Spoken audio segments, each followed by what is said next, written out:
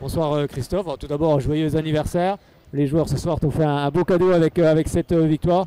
On va dire une victoire maîtrisée. Vous avez été devant au début, vous êtes devant à la fin. Qu'est-ce que tu retiens justement de ce match? Je crois que c'est surtout à eux qui se sont fait un beau cadeau. Ils ont fait vraiment un match plein. Effectivement, l'équipe a bien maîtrisé son sujet.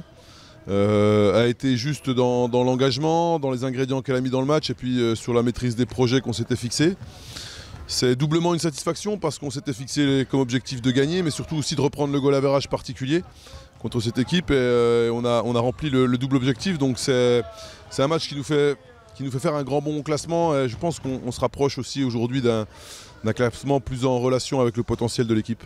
Oui, puis surtout ce soir une grosse défense car cette équipe n'avait mis que 10 buts à la pause.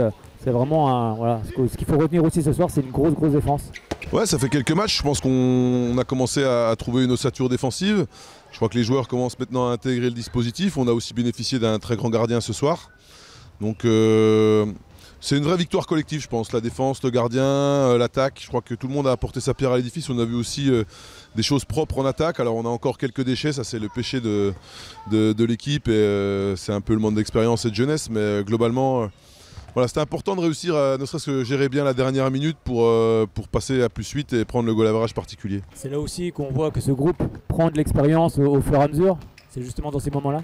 Ouais, de toute façon, l'expérience, ça s'achète pas. Hein. L'expérience, ça s'acquiert à travers les situations qu'on vit. Donc aujourd'hui, je pense qu'ils ont appris à gérer un money time pour aller chercher autre chose qu'une victoire, mais qui à la fin peut rapporter un point de bonus.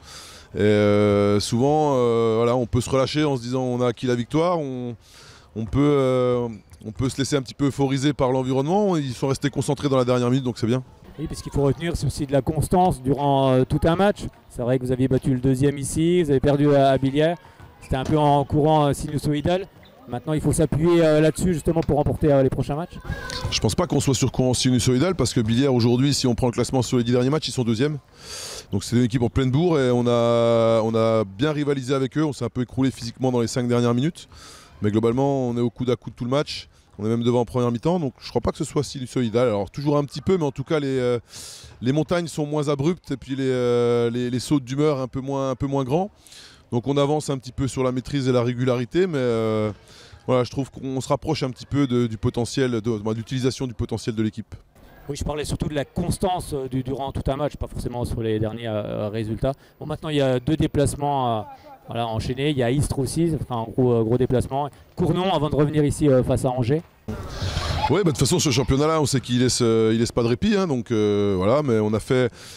C'était important, je pense, de bien démarrer ce début de deuxième partie de championnat. Aujourd'hui, on a 2 victoires sur 3.